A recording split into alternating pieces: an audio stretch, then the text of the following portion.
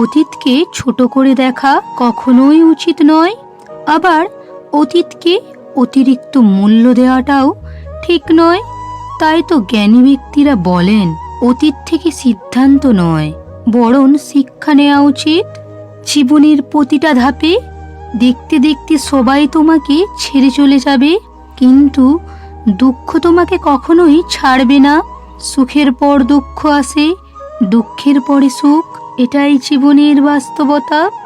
সত্যি কথা বলতে, মানুষের পুরো জীবনটাই হচ্ছে একটা সরল অঙ্কের মতো, বলতে পারো পুরো পাটিগণিতের মতো। অর্থাৎ আমরা যতই জীবনে এগিয়ে যাচ্ছি, ততই জীবনের সমাধানের দিকে যাচ্ছি। আমাদের জীবনে চলার পথে প্রতিনিয়ত সমস্যা তৈরি হচ্ছে আমাদের জীবন চলার পথে, আর সরল অঙ্কের মতো আমরা তা সমাধানের দিকে মনোনিবেশ করছি। একটা কথা অনেক সত্য, সেটা হলো বিরক্ত নিয়েও যে মানুষটা ভালোবাসতে পারে, সেই আসল ভালোবাসার মানুষ। তবে একটা বাস্তবতা তো মানতেই হবে, কাউকে খুব বেশি আপন ভাবতে নেই, কারণ তার সঙ্গে যেমন তোমার সুখের মুহূর্তটা যাবে, তেমনি দুঃখেরও সময়টাও আসবে। ঠিক যেমন রাতের পরে দিন আসে, সূর্যের পরে চাঁদ ওঠে। প্রিয়, তুমি আমার আপন মানুষ হয়ে যাওয়ার ভান করেও কেন আমাকে মিছে অভিনয়ের ফাঁদে ফেললে? এখন আমি সত্যি বুঝতে পারছি না যে তুমি কি সত্যিই আমাকে ভালোবাসো।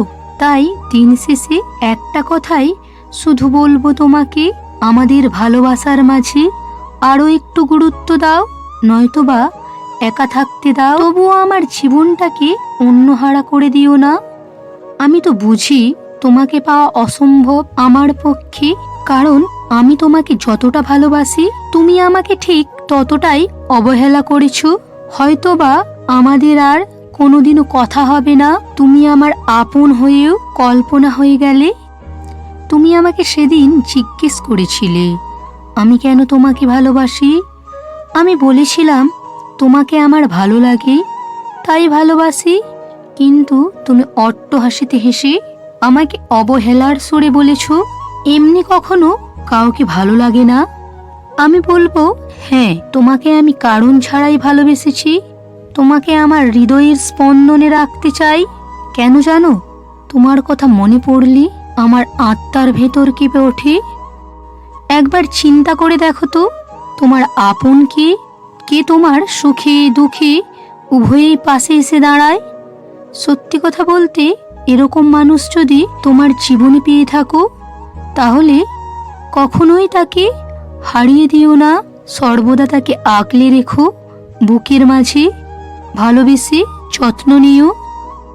মনে রেখো প্রিয়, যেমনভাবে বাবা মার অপূর্ণতা পৃথিবীর কোনো কিছু দিয়ে পূরণ করা সম্ভব নয়, তেমনি হৃদয়ে বসবাস করা তোমার প্রিয় মানুষটিকে হারালে দ্বিতীয়বার তা ফিরে পাওয়া সম্ভব নয়। তাই আপন মানুষগুলোকে নিজের জীবনের মতো করে আঁকড়ে ধরে রাখো। কখনোই আপনজনদেরকে ইচ্ছাকৃতভাবে ঠেলে দিও না বিপদের পথে। আজকালকার সমাজে ভালো মানুষের তেমন কোনো দাম নেই। তুমি যখন ভালো কিছু করতে যাবে, তখন তোমাকে উৎসাহ না দিয়ে বরং অট্টহাসি করবে। সবচাইতে ভালো কৌশল হলো সমাজে বেঁচে থাকার জন্য সবার সঙ্গে পরিচয় রাখবে, কিন্তু কখনোই সম্পর্ক গড়বে না, কারণ এই সম্পর্কের খাতিরে নিজের স্বার্থগুলোকে হাসিল করে একটা সময় তোমাকে অবহেলা করে দূরে ঠেলে দেবে। অজানা অচেনা লোক হতে চাইবে, ঠিক তখনই তোমার সব থেকে দুঃখ হবে। তাই সম্পর্ক সবার সাথে গড়ো না। ভালো মানুষেরা মন্দ মানুষের দ্বারা তিরস্কৃত হয়, প্রতিপন্ন হয়। জীবন থেকে পালিয়ে বাঁচা সহজ, কিন্তু লড়াই করে বাঁচা কঠিন। অর্থাৎ সত্যটাকে প্রকৃত শতরূপে প্রতিষ্ঠিত করে সমাজে বেঁচে থাকা কঠিন হয়ে যায়।